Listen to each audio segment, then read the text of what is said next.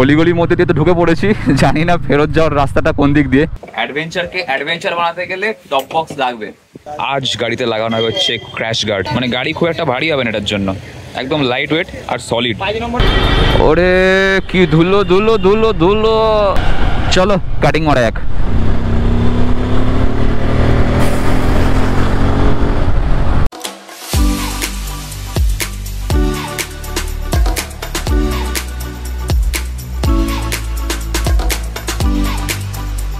সকাল থেকে blog edit করছিলাম, তো সেই জন্য খেয়াল নেই যে গোপ্রো ব্যাটারিতে চার্জ দিতে হবে। আর ব্যাটারিটা এখানে খুলে রেখেছিলাম, কারণ লাস্ট কেওনঝড়ের থেকে আসার সময় এই ব্যাটারিটা ফুলে গেছে।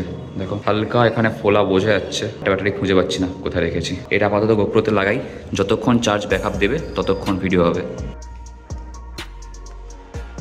Hello hello hello mic check, hello hello. 4-5 দিন হয়ে গেল বাইকটা বার করিনি, তো তার জন্য ধুলো দেখো, পুরো সিট থেকে শুরু করে পুরো গাড়ি নোংরা হয়ে রয়েছে। আর ফিরে আসার পর থেকে কাদাগুলো পরিষ্কার করা হয়নি, এমনকি বোতলটা পর্যন্ত বার করা হয়নি, এটার দড়িগুলো রয়ে গেছে। দেখো বর্ষাকালে বাইকাররা এই হয় মুগ্ধ হয়ে। পুরোনো দিনে সেই প্ল্যাটিনা ঝরঝর করছে, তার পিছনের টায়ার হাগারটা মানে নোড়া ফাটেই, তার প্ল্যাটিনাটা নোড়া ফাটেই। এবার তার পিছনে পড়ে গেছি আমি, সে মানে এমন ভাবে কাদা জলের উপর দিয়ে গেছে, বাইক যাচ্ছে কম, তার কাদা ছিটকাচ্ছে লোকের পিছনে বেশি। আমি চালাবো হচ্ছে সৌরভের গাড়ি, আর সৌরভ চালাবে আমার গাড়ি। এরা লাগিয়েছি কারণ বাইকের নাম দিয়েছে রুদ্র। বাহ, নাইস নেম। তো চলো রুদ্রবাবু, আজকে আমি তোমায় চালাবো। ইয়েস। আজকে সকাল থেকে থেকে বারবার বৃষ্টি আসছে, একবার বৃষ্টি আসছে একবার চলে যাচ্ছে, আর তাই জন্যে পিঠে রেনকোটটা নিয়েই বেরিয়েছি সঙ্গে করে। দেখা যায় আগে যদি বৃষ্টি আসে তাহলে আবার পরে নিতে হবে। আর রেনকোট পরা মানে বর্ষাকালে ভেতরে ভেতরে ভেজা, রেনকোট না পরলে বৃষ্টিতে ভিজবে আর পরলে ঘামেতে ভিজবে। বাইকারদের জীবনের সমস্যা প্রচুর, তার সত্ত্বেও biking is love. So hey welcome back to my YouTube channel Throttle live with S. আর গুড মর্নিং ফ্রম তেঘড়িয়া। আর সামনে লেগে গেছে একটা জ্যাম, চলো কাটিং কুটিং মেরে এগো। ও ভাই, আরে দাঁড়িয়ে আছে কেন? এই দাঁড়াও দাঁড়াও দাঁড়াও, এতক্ষণ দাঁড়িয়েছে যখন আর একটু দাঁড়িয়েই যাও, বেরিয়ে যাই। তবে এই ছোটো পালসার নিয়ে বেরোনো কিন্তু খুব ইজি, এতটুকু ফাঁক দাও ঘুপ ঘাপ বেরিয়ে যাওয়া যায়। কাকিমা, পালসার এই সাউন্ডটা আমার দারুণ লাগে, একটা ভীষণ বেসওয়ালা সাউন্ড। বর্ষাকালে গাড়ি ধোয়ানো পয়সা খরচা করে মানে বেকার।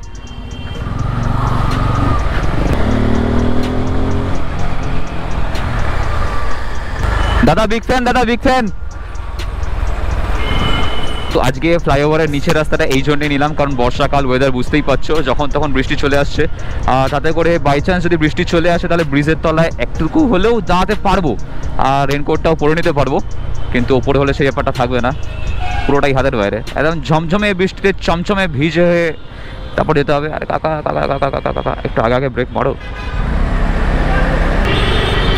ওরে কি ধুলো ধুলো ধুলো ধুলো, এত ধুলো কেন কাকা? সার্ভিসিং করাও বাসের। চলো কাটিং মারা এক।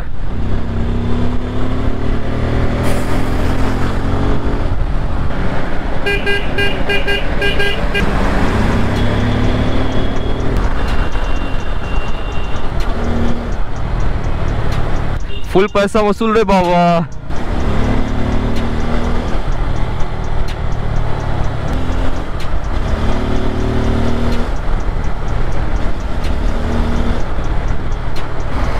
क्या बोलती पब्लिक? कमेंट अवश्य जानियो केमन लागছে তোমাদের পালসার 250 সাউন্ড আর পিকআপ। একটা মেঘলা আকাশ, তার সঙ্গে আমাদের ক্লক টাওয়ার, ওয়াহ লাভলি। এখানে ডান দিকে মামু দাঁড় করিয়ে দিয়েছে, লাইসেন্স চেক করছে, কেস দিচ্ছে। আমরা হিউম্যান বিং হচ্ছে এমন একটা প্রাণী যে বৃষ্টি হলে বলি বৃষ্টি হচ্ছে কেন, বৃষ্টি না হলে বলি কেন বৃষ্টি হচ্ছে না, মানে সবেতেই জ্বালা। ঠিক আছে, নো প্রবলেম, চলো আগে যাওয়া যাক। এই বৃষ্টির জন্য কতদিন ধরে হাপিত্তিস করে মরেছে বাঙালি, বৃষ্টি নেই বৃষ্টি নেই, গরম গরম। তারপরে গিয়ে ফাইনালি বৃষ্টি মাসি এসেছে আমাদেরকে ঠান্ডা করে দিতে। তো বন্ধু ঘড়িতে বাজে 1:45, আমরা চলে এসেছি শ্যামবাজারে। আর আমার মানে সৌরভের গাড়ি এখানে সাইড করে দিচ্ছি, আর সৌরভ আমার গাড়িটা ওখানে সাইড করে দিয়েছে। কেওনঝড় থেকে ঘুরে এসে গরিব হয়ে গেছি, ওই জন্য আজকে খুচরো দিয়ে পেমেন্ট করবো, আর খাবো হচ্ছে মাজা। হাইড এন্ড সিক খেলছে যেটু। রোহিতদার দোকানে যখনই আসি এইটাকে দেখে আমি ক্রাশ খাই। দেখো জাস্ট দারুণ। আমার গাড়ির সঙ্গে ভালো মানায় বল। সব হ্যাঁ মোটামুটি এডিবি যাদের আছে তাদের জন্য বেস্ট। স্মোক ভাইজার তাদের জন্য। আমার N250 দাদা, আমার N250 আচ্ছা, মানে স্ক্রুয়ের ফিটিং গুলো সব একই রকম। আর এটা বলতে গেলে অর্পণোগাস, এটা হচ্ছে তোর matte finish. Price very reasonable. অর্পণের জন্য 6500 করছে, তোমাদের জন্য ডিসকাউন্ট আছে। রোহিত বলছে ক্র্যাশ গার্ড লাগা না, এটা ফিট করে গেছে আমার মনে হয়। টাইট লাগছে ঠিকঠাক। আর হেলমেট খুব লুজ পড়ে না। উপরটা ইয়ে কর। এটা হচ্ছে স্কুটি ভার্সন প্রেডিটর। এই যে লকটা দেখতে পাচ্ছ, এই লকটা হচ্ছে এই, এটাকে এদিকে টানতে হবে, টেনে এখানে একটা সাপোর্ট দিতে হবে, সিম্পল, এক আমলে উঠে যাবে। আজকেই নিয়ে নে ভাই, পারচেজ করছি, পয়সা নেই। আর এখানে চলে এসেছে ভাইয়ের N250 ক্র্যাশ গার্ড। এটা অ্যাকচুয়ালি ব্ল্যাক কালারের না, হ্যাঁ প্লাস্টিক কোটিং লাগানো রয়েছে। আজ গাড়িতে লাগানো হচ্ছে ক্র্যাশ গার্ড। এগুলো কোম্পানি ফিটেড, যেগুলো একদম সরু সরু, খুব পলকা, মানে পড়লেই তুবড়ে দুমড়ে ঢুকে যাবে আর এইখানটায় চোট লাগবে। তো এগুলোকে খুলে দেওয়া হবে, দিয়ে লাগানো হবে হচ্ছে এটা। এই 250 আর 160 একই জায়গায় নাট না, এটা এইখানটায় পড়বে। হালকাও আছে, খুব বেশি ভারী নয়, মানে গাড়ি খুব একটা ভারী হবে না এটার জন্য, একদম লাইট ওয়েট আর সলিড। 5 নম্বর এলএনজি নিয়ে আসবে। এটার ওয়েটটা দেখো এতটা। 8 নম্বর এলএনজি কোম্পানি যেগুলো দেয় একদম কিচ্ছু নেই, পাতলা, ওরা পড়লেই মেকে যাবে ওটা। এই দেখো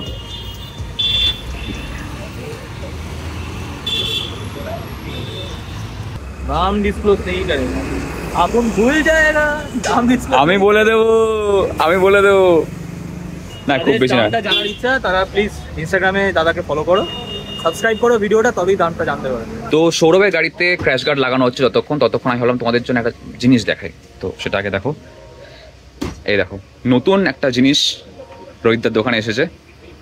TOPBOX 45 লিটার্স ফাইবার TOPBOX। এটা 32 লিটার্সও পেয়ে যাবি। এটা উইথ এলইডি ফাংশন আছে, উইথ আ কমফোর্টেবল ব্যাকরেস্ট। ও তেরি, ফ্ল্যাশ হবে এবার। এটা তুই ব্রেকের সাথেও কানেক্ট করতে পারিস, ডাইরেক্টও কানেক্ট করতে পারিস, যে কোনো কিছু। এর সাথে তুমি একটা বেস প্লেট পাবে, যেটা টপ র্যাকের উপরে ফিট হবে, রিমুভেবল। এটা হলো দেখ লক আনলক করা জায়গা, ইজি টু ইউজ, জাস্ট একটা লক। তারপরে হচ্ছে এইটা, এটা সিরিয়াসলি বলছি, মানে দেখে তো মনে হচ্ছে আজকেই নিয়ে যাই। নিয়ে নাও। এটা হলো মেটাল TOPBOX। আচ্ছা আমাকে একটা জিনিস বলো, এটার কি আর কালার আছে? ব্ল্যাক ছাড়া সিলভার কালার আছে, সিলভার কালার, আর অন্য মডেল গ্রাফিক্সও আছে, আচ্ছা অনেক কিছু। এটা হচ্ছে ফুললি ভেতরে উইথ 2 রিফ্লেক্টরস। ওটা তো এই সাইডে বসবে, এদিকে একটা এদিকে একটা, হ্যাঁ এই সাইডে উইথ ফিটিংস দেওয়া রয়েছে। এটা কত লিটার? এটা 45। বেস প্লেট অ্যাটাচড আছে, এই বেস প্লেটটা ডিট্যাচ হয়ে তোমার টপ র্যাকের উপরে লেগে যাবে। তারপরে তুমি এখান থেকে ডিট্যাচ করতে পারো। আচ্ছা ডিট্যাচ, আচ্ছা, এটা জাস্ট বসে যাবে প্লেটের উপরে। আমার তো টপ র্যাক রয়েছে, টপ র্যাকের উপরে প্লেটটা বসবে। এটা জাস্ট ডিট্যাচ করে দেবে উইথ বেস প্লেট। এটা এর মধ্যে সিলভার কালারও পেয়ে যাবি, সাইড প্যানিয়ার্সও পেয়ে যাবি। আচ্ছা, সবই পেয়ে যাবি। এটাকে যদি হাতে নিই কত হবে? 2 কেজি? না, ওর থেকে একটু বেশি হবে। 2 কেজি 2.5 কেজির মধ্যেই হবে, তার বেশি হবে না। 3 কেজি যাবে না আমার যা মনে হচ্ছে। লাইট ওয়েট, মানে এমন নয় যে অ্যালুমিনিয়ামের বক্স মানে বিভৎস ভারী, গাড়ি খুব একটা ভারী হবে না। তো ঠিক আছে, নেওয়া যেতে পারে। দাম নিয়ে খুব বেশি চিন্তা করবে না, দাদার কাছে আসবে, আমার ভিডিওটা দেখাবে, তোমরা ডিসকাউন্ট পেয়ে যাবে। Throttle your life, please follow। অ্যাডভেঞ্চারকে অ্যাডভেঞ্চার বানাতে গেলে TOPBOX লাগবে, আমার তো বেশ পছন্দের সেটা। না আমি ভাবতাম কি বেসিক্যালি এটা হয়তো খুব ভারী হয়, aluminium TOPBOX। Not too much heavy। খুব বেশি ভারী নয়। ভাইয়ের নাম? সুশীত আরেকবার ভিডিওর জন্য। সুশীত, সুশীত, হ্যাঁ নামটা বেশ ইউনিক টাইপ। হ্যাঁ থ্যাংক ইউ। আর ভাইয়ের নতুন রনিন। আমার কাছে বাইকিং ব্যাপারটা খুব নতুন, তো যতটা বেসিক জিনিসপত্র দেখা যায় আমি জাস্ট এক্সপ্লোর করতে এসেছি আজকে সানডে। তুই নিশ্চয়ই মানে মাথা খেয়েছিস? হ্যাঁ তুই মাথা খেয়েছিস? ওই আমাকে বলেছে, ওই আমাকে বুঝিয়েছে যে আয় একবার দেখে। হ্যাঁ, কারণ এই বাইকে মিনিমাম এখন একটা ল্যামিনেশন লাগবে, আর ও চাইলে সামনে একটা গোল্ডেন কালার র‍্যাপ করাতে পারে, তার ইউএসডি দিয়ে। হ্যাঁ, এটাতে হেভি লাগবে বাইকটা, লুকটা চেঞ্জ হয়ে যাবে। মোটামুটি ল্যামিনেশন করালে মোটামুটি 1-1.5 বছর বাইকটা স্ক্র্যাচ থেকে, যেটা ওটা আগে করিয়ে নিও। 15 করার আছে, সবারই করানো হয়েছে।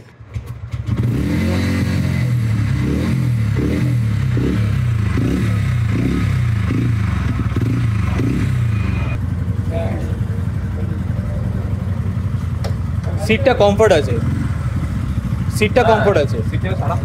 সিটটা আরামদায়ক, গাড়িটা ভালো, দারুণ করেছে। এইখানে একটা গ্রিপ প্যাড আর ল্যামিনেশন, একবার চালিয়ে দেখা যাক। হ্যাঁ দেখো, পেয়ে গেছি রনিনের চাবি।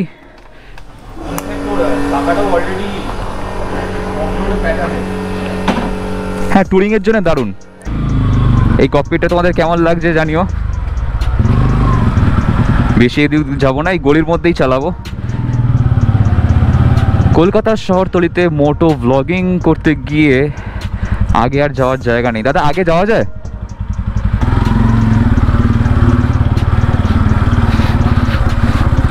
প্রপার কলকাতার গলির মধ্যে, জানি না আগে জায়গা আছে কিনা গাড়ি ঘোরানোর। যদি না থাকে তো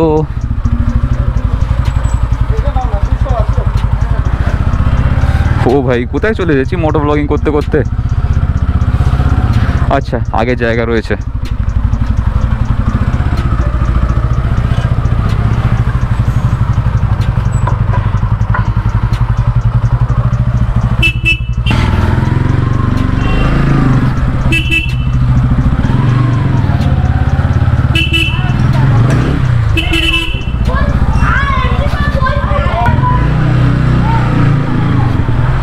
তোমাদের এই সাউন্ডটা কেমন লাগছে বলো? ক্লাচটা খুব লাইট, মানে ক্লাচ চিপছি আমার গাড়ির মতনই, কেটিএমের মতনই। পিক আপটা খুব বাড়ানো, হর্নের সাউন্ডও ঠিক আছে। অলিগলির মধ্যে দিয়ে তো ঢুকে পড়েছি, জানি না ফেরত যাওয়ার রাস্তাটা কোন দিক দিয়ে। পুরোপুরি একটা রেট্রো ফিলিং রয়েছে গাড়িটার মধ্যে। গ্রাউন্ড ক্লিয়ারেন্স হ্যাঁ ঠিক আছে, নো ইস্যু।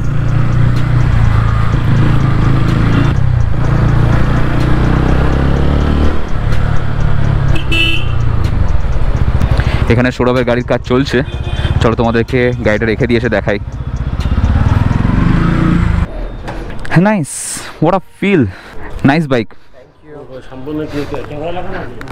ক্যামেরা, আপনিও আছেন ক্যামেরায়। কোনটা? 35 3 আর গয়নাগাটি মেলালে 3-এর ওপরে। 7 মাস। ভাই ভাই, নেক্সট রাইডিং প্যান্ট নিতে আসবো। দেখো, এই হচ্ছে ক্র্যাশ গার্ড এদিকে আর এদিকে। খরচা কত পড়লো সেটা সৌরভ বলবে।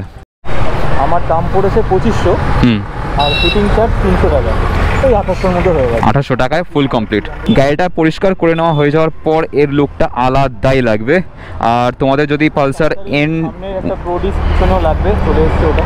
আচ্ছা, এই টায়ারে যেটা লাগিয়েছিস এই জিনিসটা তোমাদেরকে আগে দেখিয়েছিলাম, এইটা ওটা পেছনের চাকাতেও একটা অর্ডার দিয়েছে। দুটো চাকাতে লাগানো হয়ে গেলে জিনিসটা আরও বেশি সুন্দর লাগবে, আরও এনহ্যান্স করবে গাড়িটার লুকটা।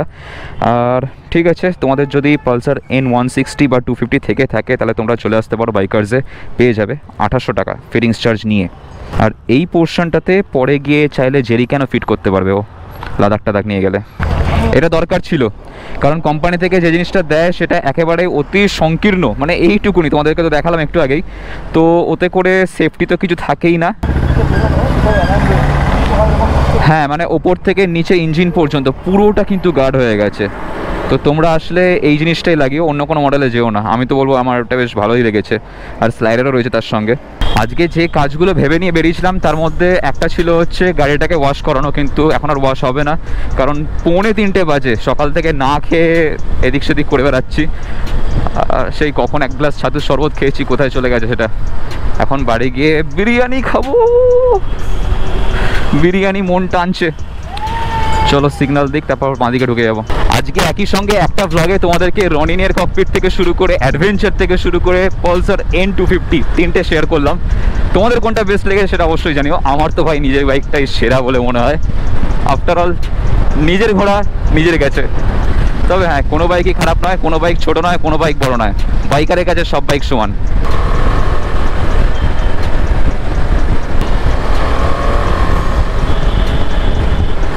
এই গাড়ির নামটা আমার সেরা লাগে, বালেনো। আজ থেকে বছর 3 আগেও ভাবিনি যে আমার কাছে একটা KTM অ্যাডভেঞ্চার 250 থাকবে। তখন KTM এর যে ডিউক 125 বেরিয়েছিল, ওগুলো দেখলে আমার মনে হতো যে ভাই কত দামি গাড়ি, মেনটেন করা বা এই সমস্তগুলো কত ডিফিকাল্ট। কিন্তু আজ আমি নিজে ওন করছি, আর এর পেছনে কিছুটা হলো বাবা মায়ের আশীর্বাদ থেকে শুরু করে তোমাদের ভালোবাসা, সবটা কিন্তু দায়ী। এখন রয়েছি লেক টাউনে, আর ঘড়িতে বাজে হচ্ছে 1:51, আর এখান থেকে বাড়ি যেতে মিনিট 10-15 তো লাগবেই, কিন্তু জ্যাম থাকলে তো আধ ঘন্টা পার হয়ে যায় মনে হচ্ছে। মুশকিল মুশকিল, বহুত মুশকিল। আরে ইনোভা কাকা, বাঁ দিকে এত ঢুকিয়ে দিয়েছো কেন? আরে পালসার 220 ভাই, এরমভাবে ছোটাচ্ছে কেন আমাকে দেখে? আজ কুছ তুফানি করতে হ্যায়। ভয়ঙ্কর হাওয়া দিচ্ছে, ঝড় উঠতে পারে মনে হচ্ছে। এরপর কি এমন ঝড় শুরু হয় যে এরপর থেকে গোপ্রোর সাউন্ড নেওয়া বন্ধ হয়ে যায়, কারণ মাইকটা নড়ে গেছিলো। তো আজকে এই ভিডিওটা তোমাদের কেমন লাগলো অবশ্যই কমেন্টে জানিও। আর ভালো লাগলে তোমরা কি করতে হবে, লাইক করতে, চ্যানেলটাকে সাবস্ক্রাইব করে দিয়ে পাশে বেল আইকনটা মনে করে বাজিয়ে দিয়ে নেক্সট ব্লগ আসলে নোটিফিকেশন পেয়ে যাও। দেখা হচ্ছে খুব শীঘ্রই তোমাদের সঙ্গে পরের ভিডিওতে। Till then stay safe, take care, চলো বাই। ঘড়িতে বাজে 3:45 আর এখন করছে আজকে লাঞ্চ। আর রয়েছে বিরিয়ানি, পরিমাণটা অনেক, আর তার সঙ্গে সঙ্গে টেস্টটাও কিন্তু দারুণ। আর এখানে এটা হচ্ছে আমের আচার, বাড়িতে বানানো।